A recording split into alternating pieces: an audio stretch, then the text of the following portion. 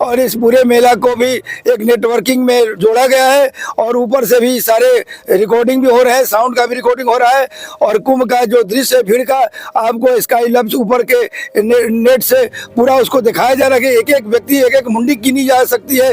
इस प्रकार से कितने लोग मरे हैं ये पूरे रिकॉर्डिंग में है। ऊपर से इनसेट से ऊपर से आपको ड्रोन कैमरा चल रहा है।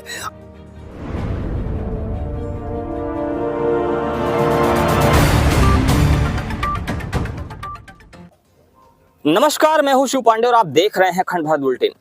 इस समय प्रयागराज महाकुंभ की चर्चा जोरों पर है और कारण है प्रयागराज महाकुंभ का इतने भव्य स्तर पर होना। इसी बीच हम आ गए हैं स्वामी अंजनेशानंद सरस्वती जी महाराज के पास और इनसे जानने की कोशिश करेंगे कि आखिर इस महाकुंभ को लेकर इनका क्या मानना है और इस महाकुंभ को लेकर क्या मान्यताएं हैं और बहुत सारी ऐसी चीजें जो अभी तक हम सबके बीच से अनजानी है, अनसुनी है, उन सभी मुद्दों पर बात करेंगे। महाराज जी प्रणाम। नारायण। महाराज जी, इस समय महाकुंभ की चर्चा विशेष है, जोरों पर है, पूरे विश्व में गुंजायमान है। तो इस महाकुंभ को लेकर आपका क्या कहना है? और इससे पहले कि लोग महाकुंभ के विषय में जाने, हम चाहेंगे कि आप अपने विषय में भी थोड़ा सा परिचय दें। मैं स्वामी अंजनेशानंद सरस्वती धर्माचार्य ताराचंडी धाम सासाराम विश्वामित्र मुनि का गुरु गद्दी है, वहाँ से मैं आता हूँ। और जहाँ तक कुंभ का विषय है, इस सनातन धर्म का सबसे पवित्र पर्व है जो 12 वर्षों पर पूर्ण रूप से आता है और 6 वर्षों पर। 1 मिनट आपको रोकना चाहूंगा। मैं आपने बताया कि महर्षि विश्वामित्र जी की गद्दी है जी। तो ये कौन से महर्षि विश्वामित्र हैं? क्या ये वही महर्षि विश्वामित्र हैं जिन्होंने भगवान श्री राम को और लक्ष्मण जी को शिक्षा दी थी या कोई और विश्वामित्र जी हैं? ये भगवान श्री राम और लखन भैया को राजा दशरथ से राष्ट्र हित में मांग कर लाने वाले विश्वामित्र मुनि जो सासाराम ताराचंडी धाम उनका सिद्धाश्रम है, उसी सिद्धाश्रम पीठ से मैं बोल रहा हूँ। तो ये महाराज जी उस जगह से हैं जहां पर भगवान श्री राम ने और लक्ष्मण जी ने शिक्षा पाई थी। विश्वामित्र जी ने उस युग में जहां पर बैठकर भगवान को शिक्षा दी थी, महाराज जी उसी गद्दी के महंत हैं और वर्तमान में प्रयागराज महाकुंभ में हैं। महाराज जी, आप महाकुंभ की बात कर रहे थे, महाकुंभ के विषय में बता रहे थे, क्या महत्व है इसका और इसको आप कैसे देखते हैं? ये हमारे सनातन धर्म में सबसे पवित्र पर्व के रूप में माना जाता है क्योंकि जीव का लक्ष्य है मोक्ष को प्राप्त करना। एक और महाराज जी, समय चर्चा काफी तेज है और वो है महाकुंभ में हो रही भगदड़, जो अभी भगदड़ हुई उसकी वजह से भी काफी ज्यादा चर्चित है। इसको लेकर आप क्या कहते हैं, कैसे देखते हैं इस जो घटना हुई? देखिए, जितना भगदड़ रही हुई है उतना ज्यादा उसका प्रचार प्रोपगंडा किया जा रहा है। घर में भी कहीं कोई शादी विवाह लगता है, कोई उत्सव होता है तो कुछ में कोई भी अगर बात होती है उसको लोग उसको वहाँ दबाने का कार्य करते हैं, या जो उसका मुखिया होता है उस मुखिया को लोग सांत्वना देते हैं कि आप घबराइए नहीं, हम लोग आपके साथ हैं, ऐसा कुछ नहीं है, आप धैर्य से काम कीजिए, अव्यवस्था ना हो, शादी विवाह संपन्न हो जाए, उसके बाद इस पर विचार किया जाएगा। उसी प्रकार एक बहुत बड़ा आयोजन है। इस आयोजन में अगर थोड़ा बहुत कुछ होता है तो उसको कुछ लोगों ने उसको अलग दृष्टिकोण से, राजनीतिक दृष्टिकोण से उसको पैनिक बनाने का कोशिश किया और जनता जनार्दन में भय पैदा करने का कोशिश किया और राजनीतिक दृष्टिकोण से भी आरोपित करने का कोशिश किया। कोई तो सिपे मांग रहा है, तो ये तो धार्मिक आयोजन, इसमें राजनीति का कोई बात नहीं है। अगर कोई कुछ घटना अगर होती है कहीं भी थोड़ा बहुत तो उसको पॉजिटिव लेना चाहिए। इतना भीड़ को कोई कंट्रोल नहीं कर सकता है और इस पूरे भीड़ को एक तो उसमें जनता का भी सहयोग जरूरी है और सभी लोगों का, जो चाहे किसी राजनीतिक दल से लोग हो, सभी धार्मिक व्यक्ति हैं। तो अगर कोई व्यक्ति राजनीतिक वक्तव्य भी दे रहा है, कोई महात्मा भी अगर राजनीतिक व्यक्ति दे रहा है तो उसके भक्त तो सभी राजनीतिक दल के हैं, तो अपने ही भक्तों के विरुद्ध में वो जा रहा है, क्योंकि जो भक्त उसके राजनीतिक दल के नहीं है, विरोधी है, तो वो तो अपने गुरु को गलत समझेगा। महाराज जी, अभी आपने बात किया कि कुछ लोग इस्तीफा मांग रहे हैं, तो एक नाम होता है शंकराचार्य जी का, अभिमुक्तेश्वरानंद सरस्वती जी, उन्होंने भी इस्तीफे की मांग की है योगी जी से। इस पर क्या कहेंगे आप? ये तो राजनीतिक बात है, इसलिए हम इस पर कुछ नहीं बोल सकते हैं। और किसी संत महात्मा या कोई आचार्य, कोई भी परंपरा का आचार्य है, तो वो राजनीतिक वक्तव्य को नहीं देना चाहिए। ये नेता मदारी का काम है इस्तीफा मांगना। आप धर्म, आपको ये कहना चाहिए कि जनता जनार्दन को आपको संदेश देना चाहिए कि आप लोग धैर्य रखें और इस पर्व को शांतिपूर्ण ढंग से मनावे। आगे किसी तरह का कोई पुनरावृत्ति न हो। सभी लोग, जनता जनार्दन, शासन प्रशासन, भक्त, सभी एक दूसरे को सहयोग करते हुए बाकी जो अमृत का बेला है उसका आनंद उठाना चाहिए, ऐसा बोलना चाहिए। अगर कोई धर्माचार ऐसा बोलता है तो राजनीति का विषय है और धर्माचार का विषय नहीं है। तो क्या माना जाए कि जो ये शंकराचार्य जी अभी मुक्तेश्वर सरस्वती जी कर रहे हैं, कहीं ना कहीं वो राजनीतिक काम कर रहे हैं, राजनीति करने की कोशिश कर रहे हैं? ये विषय राजनीति का ही है, धर्म का विषय नहीं, न धर्माचार का विषय है। तो ये विषय ना तो धर्माचार्य का विषय है, ना धर्म का विषय है, ये पूरी तरह से राजनीति का विषय है, ऐसा महाराज जी कह रहे हैं। महाराज जी, जो लोग मरे हैं उसके विषय में भी बात की जा रही है तरह तरह से कि उसमें व्यक्तियों की संख्या काफी ज्यादा है जितना दिखाया गया है। क्या कहना है इस पर आपका? पहले मीडिया इतना ज्यादा नहीं था, नेटवर्किंग इतना ज्यादा नहीं था, इंसर्ट वगैरह नहीं था, लोग झूठे आंकड़ा या बढ़ा चढ़ा के भयभीत विरोध के कह सकते थे। आज के ज़माने में कोई भी कहीं कोई बोलता है तो वो वीडियो उसका वायरल हो जाता है। इस प्रकार से कितने लोग मरे हैं ये पूरे रिकॉर्डिंग में है। ऊपर से इंसेट से ऊपर से आपको ड्रोन कैमरा चल रहा है, अनेकों जगह कैमरा लगे हुए हैं, इसलिए इसके झूठे आंकड़े नहीं हो सकते हैं। और इसमें सारी, पहले कोई बात छिप जाती थी, पेपर में सेंसर लग जाता था, मीडिया पर सेंसर लग जाता था, अब हर आदमी के हाथ में मोबाइल है और इस पूरे मेला को भी एक नेटवर्किंग में जोड़ा गया है और ऊपर से भी सारे रिकॉर्डिंग भी हो रहे हैं, साउंड का भी रिकॉर्डिंग हो रहा है। और कुंभ का जो दृश्य भीड़ का आपको स्काई लैब्स ऊपर के नेट से पूरा उसको दिखाया जा रहा है कि एक एक व्यक्ति, एक एक मुंडी गिनी जा सकती है उस भीड़ के, तो मरे हुए व्यक्ति क्यों नहीं गिने जा सकते? तो ऐसा कुछ नहीं है, जो कुछ है रिकॉर्ड में है और रिकॉर्डेड है, उसमें कोई झूठा बढ़ा के घटाने वाली बात जो कह रहे हैं वो भी एक राजनीतिक रोटी सेक रहे हैं। कुछ लोगों की तरफ प्रश्न ये भी किया जा रहा है कि जो सरकार 1 घंटे के अंदर करोड़ों लोगों के स्नान का आंकड़ा जारी कर देती है कि 1 घंटे में इतने लोगों ने स्नान किया, इतने करोड़ लोगों ने स्नान किया, उनको मृतक लोगों के आंकड़े जारी करने में इतना समय क्यों लग रहा है?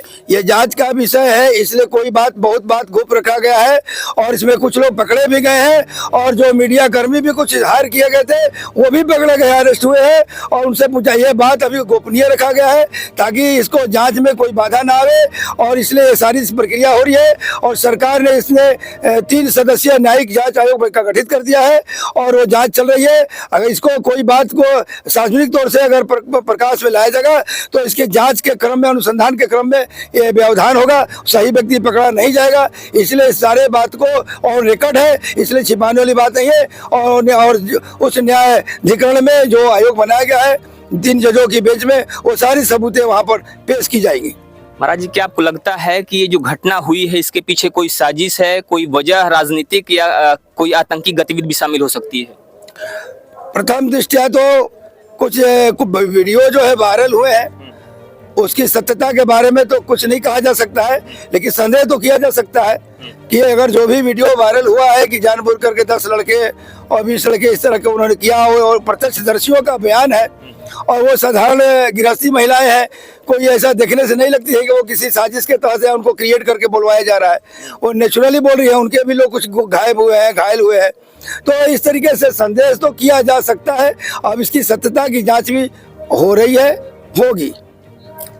तो संदेह किया जा रहा है, संदेह किया जा सकता है, उसकी सत्यता की जांच होगी। अब देखना ये है कि इस पर जो जांच एजेंसियां हैं वो कितना गहराई तक पहुंचती हैं और इस पर क्या कार्रवाई होती है।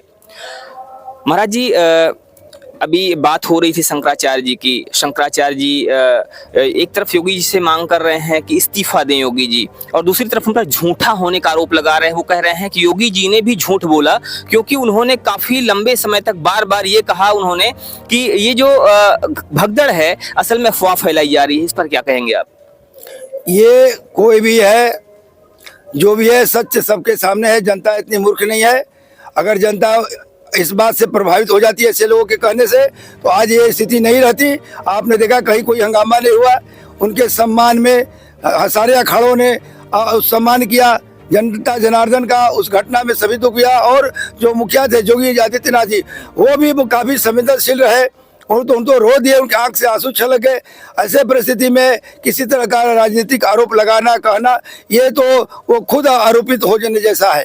तो इसलिए जनता जनार्दन इस बात को प्रमाणित कर दिया है कि योगीराज जी जो भी कर रहे हैं वो सही कर रहे हैं, और उनकी जो भूमिका है उसमें कहीं कोई संदेह नहीं है। और आज भी उनके समर्थन में, नहीं तो ये पूरे माघ मेला में क्या से क्या हो जाता, लेकिन कहीं कुछ नहीं हुआ, और सारे जनता आज भी उनके साथ है, और बहुत बढ़िया से अच्छे ढंग से सब लोग आ रहे हैं, जा रहे हैं, स्नान कर रहे हैं। तो महाराज जी कहना है कि सारी जनता योगी जी के साथ है, सारे लोग आ रहे हैं, जा रहे हैं, स्नान कर रहे हैं, और योगी जी का कार्य जो है वो बेहतर है, उनकी भूमिका अच्छी है। महाराज जी, कई लोग ये आरोप लगा रहे हैं अभिमुक्तेश्वरानंद सरस्वती जी पर कि वो कहीं ना कहीं राजनीति कर रहे हैं, राजनीतिक दलों से मिले हुए हैं। और अभी एक शंकराचार्य जी का भी वक्तव्य आया था कि कभी भी किसी शंकराचार्य को या किसी भी जो पीठाधीश्वर है उसको भाजपाई, बसपाई या सपाई नहीं होना चाहिए। इस पर आप क्या कहेंगे? ये हमारा विषय नहीं है। अब एक शंकराचार्य के कोई कहे तो सबसे अच्छा है किसी शंकराचार्य से पूछा जाए। निश्चलानंद सरस्वती जो है अभी निर्विवाद शंकराचार्य है, बाकी तो सब विवादित है। इसलिए जो निर्विवादित जो शंकराचार्य है निश्चलानंद, उनसे पूछ लिया जाए उनके बारे में, यही उचित होगा। वैसे तो किसी भी धर्माचार्य को हम तो कह चुके हैं, किसी भी धर्माचार्य को कोई भी राजनीतिक वक्तव्य नहीं देना चाहिए, किसी राजनीति के पक्ष या विपक्ष में नहीं बोलना चाहिए। उनके जो भक्त होते हैं वो सभी राजनीतिक दल के होते हैं। महाराज जी, कहीं ना कहीं आपने इशारा किया है कि निश्चलानंद सरस्वती जी जो है वो निर्विवादित शंकराचार्य हैं, तो आपने इशारा कर दिया है कि बाकी जो है वो विवादित हैं। क्या विवाद है, थोड़ा विवाद बताइएगा। इसके बारे में तो न्यायालय में मुकदमा चल रहा है, हम क्या बताएंगे, ये तो मीडिया वाले बताएंगे कि किसी भी पीठ के बारे में न्यायालय में मुकदमा चल रहा है। तो जब तक न्यायालय से निर्णय नहीं होता है तो किसी को कोई शंकराचार्य कैसे कह सकते हैं आप? शंकराचार्य जी पर कांग्रेस के फेवर में बात करने का भी आरोप लगता है। कई बार देखा जाता है, लोग कहते हैं कि जो शंकराचार्य जी हैं वो कहीं ना कहीं कांग्रेस को फेवर करते हैं। आपका क्या कहना है इस पे? नहीं, हम किसी शंकराचार्य के विरोध अपना प्रतिक्रिया नहीं दे सकते, क्योंकि शंकराचार्य धर्माचार्य होते हैं और सभी राजनीतिक दल के प्रतिनिधित्व करते हैं। वो सनातन धर्म के, किसी राजनीतिक दल के वो प्रतिनिधि नहीं है, वो सनातन धर्म के प्रतिनिधि हैं, और उनके भक्त जो है सभी राजनीतिक दलों से संबंधित होते हैं। इसलिए हम धर्माचार्य के ऊपर हम किसी तरह प्रकार का कोई टिप्पणी नहीं कर सकते। जो भी लोग योगी जी के व्यवस्थाओं का विरोध कर रहे हैं, जो भी लोग कह रहे हैं कि जब व्यवस्थाएं इतनी थी, हालांकि शंकराचार्य जी, ये जो अभिमुक्तेश्वरानंद सरस्वती जी हैं वो खुद भी कह रहे हैं कि योगी जी ने कहा था कि 40 करोड़ लोग आ रहे हैं और हम 100 करोड़ की व्यवस्था कर रहे हैं। और बाद में उन्होंने ये भी प्रश्न चिन्ह खड़ा किया कि जब आपने 100 करोड़ की व्यवस्था किया था, 100 करोड़ लोगों की आने की व्यवस्था किया था, तो फिर जब एक दिन में मात्र 10 करोड़ लोग आए थे तो इतना बड़ा हादसा क्यों हो गया? इस पर क्या कहेंगे? कोई हादसा नहीं हुआ है, ये हादसा को क्रिएट किया जा रहा है। उतना कहीं एक जगह भीड़ में देह में टकरा जाता है, भीड़ में लोग गिर जाते हैं। आप हाईवे पर जाके न्यूज में देखिए, प्रतिदिन न्यूज में आता है, हाईवे पर, टीवी में, चैनल में देखिए, हाईवे पर कोहरे में 2 बसें टकरा जाती हैं तो कितना कैजुअलिटी होता है, ये आम बात है। हाईवे पर रोज कितने बसें टकरा रही हैं कोहरे में, धुंधले में। तो इतना भीड़ है, उस भीड़ के हिसाब से कहीं कुछ नहीं है। इसको पैनिक बनाया जा रहा है, इसको हुआ किया जा रहा है, एक राजनीतिक हथियार के रूप में इसको प्रयोग किया जा रहा है। क्या आपको लगता है कि कहीं ना कहीं राजनीति से प्रेरित बातें धर्मगुरु भी कुछ करने लगे हैं? नहीं होना चाहिए, अगर कोई कर रहा है तो नहीं होना चाहिए। और इसलिए कि जनता जो है वो अभी भी सपोर्ट कर रही है इसको, महापर्व को सही ढंग से और शांतिप्रिय ढंग से ये संपन्न हो जाए। इसमें सारी जनता साथ है, कोई जनता जो है इसके विरुद्ध में नहीं है। इसलिए संतों, धर्माचार्यों, राजनीतिक व्यक्तियों को भी इस जनता के समर्थन में अपना भावना को व्यक्त करना चाहिए।